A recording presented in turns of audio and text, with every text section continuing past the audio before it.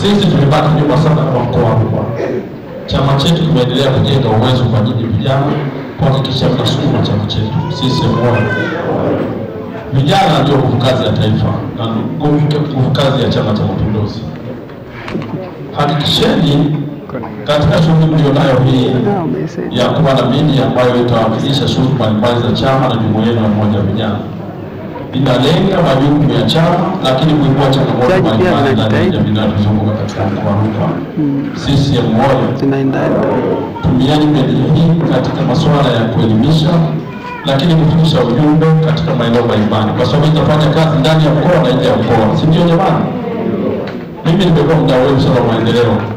Nimekuwa nachangia shughuli zenu mbalimbali za umoja vijana katika maeneo yote ya wilaya zote za mkoa huu. Na hata mwaka jana, mwaka juzi, nafikiri kulikuwa na ujenzi wa nyumba ya katibu wa mkoa. Nimechangia katika maeneo mbalimbali pamoja na kule mpaka vijijini, kazi maeneo yote mimi ndio kuchangia. Na hii kwa sababu ni faida.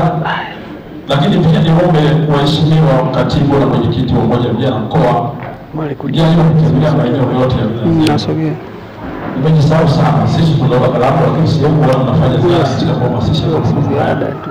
Sasa isiwe tunaishi kwa wetu na kwa wenu ndio usimame kichana. Sisi mkoa tumebaki nyuma sana Kalambo kule. Tunahitaji tutembelee mfanye hamasa za namna hii. Wewe na sisi kama wadau wa maendeleo tunaweza tukaguswa na sisi tukafanya jambo kwa ajili ya Kalambo. Lakini pia katika shughuli yetu hii kama mdau wa maendeleo, kama utafika muda kuchangia, kwa sababu hili jambo kubwa ni maslahi mapana, na nafikiri katika mkoa wote nchini sidhani kama kuna watu wamefanya jambo kama hili. Hongereni sana.